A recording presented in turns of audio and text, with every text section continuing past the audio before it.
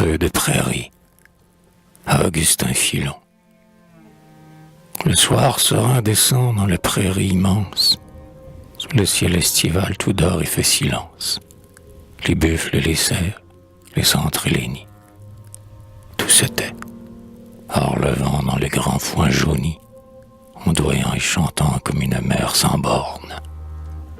Cependant, au milieu du désert calme et morne, où l'être vivant ne semble respirer, le long d'un lac d'azur qu'on entend murmurer, des trappeurs indiens sortis d'une savane qui fait tache au courant, marchent en caravane, le Remington au poing et la couverte au dos, tout courbé sous de lourds et précieux fardeaux.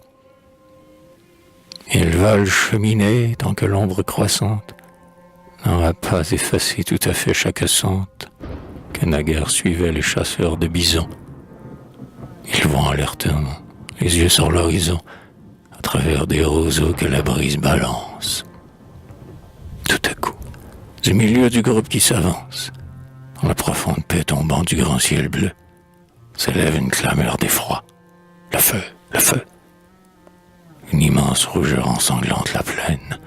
Du côté du Ponant et dans la nuit sereine, cette rougeur s'avive et croît rapidement. Elle croît,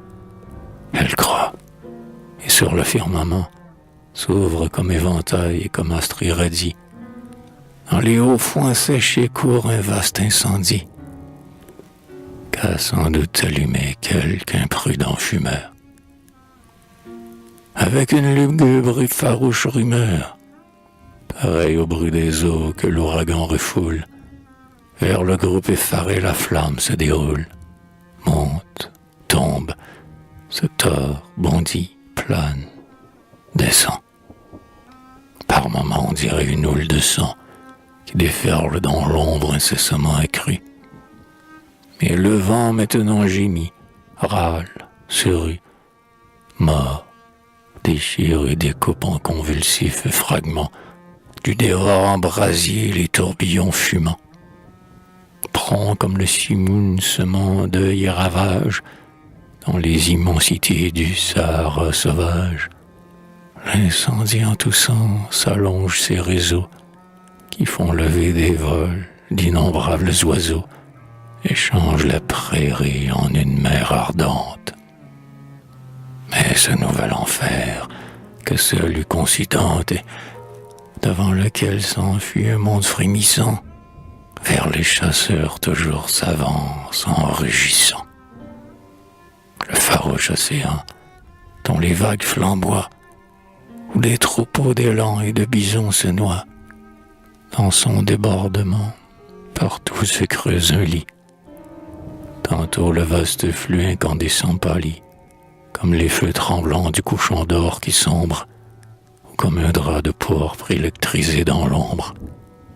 Tantôt, comme un millier de serpents effrénés, le feu rampe en sifflant sur des rocs calcinés, puis brusquement du sol jaillit comme une lave. Souvent l'œil trompé croit voir flotter quelque épave sur les ondes sans fin de cette mer sans nom.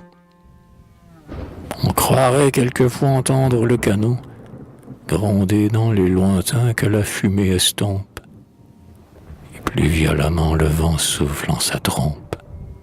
Plus plaintifs sont ses cris, ses râles, ses sanglots. Et le gouffre infernal sans trêve étend ses flots, menaçant d'engloutir la caravane en marche. Dans ce déluge igné, pas de radeau, pas d'arche, qui promettent un refuge aux voyageurs surpris, ou fuir, ou se terrer, ou chercher des abris contre l'acharnement des dévorantes lames. Pour tâcher d'échapper à la trombe de flammes dont l'opaque fumée a noirci le ciel bleu. Dans les herbes, le chef des trappeurs met le feu. Et, poussé par un souffle impétueux d'orage, le nouvel incendie à grand bruit se propage, lançant un reflet pourpre à l'infini des cieux. Le groupe maintenant chemine entre deux feux, l'un près de le toucher, l'autre qui le devance. malgré son flamboiement aussi vaste qu'intense. Brusquement, le premier enfer s'évanouit sur le sol dénudé par le second qui fuit, faute de l'aliment qui nourrissait sa rage. Et, sauvés, les hardis chasseurs, dont le courage, au milieu des périls, ne s'est jamais lassé, derrière le brasier roulant qu'ils ont lancé, dans le fouillis herbeux de l'insondable plaine, s'avancent lentement, aveuglés, hors d'haleine. Mais le feu, qui bondit à travers le grand foin, du groupe qui le suit est déjà loin, très loin. Toujours aussi bruyant, toujours aussi rapide, il plonge dans la nuit sombre comme un bolide dont le vol lumineux raserait le gazon. La flamme cependant pâlit à l'horizon et semble n'y jeter qu'une clarté de lune. Et la profonde trace, à la fois blanche et brune, qu'elle creuse en fuyant sous l'azur obscurci, rapidement décroît. Le feu décroît aussi. Le vent a tout à coup redoublé de vitesse. Le feu décroît toujours, le feu décroît sans cesse. Et dans l'ombre n'est plus qu'un point rouge, imprécis, qui vacille et tremblote au bord des cieux noircis. Et maintenant s'élève un solennel murmure. Les trappeurs, à genoux sur la plaine âpre et dure, rendent grâce au ciel qui les garde au désert.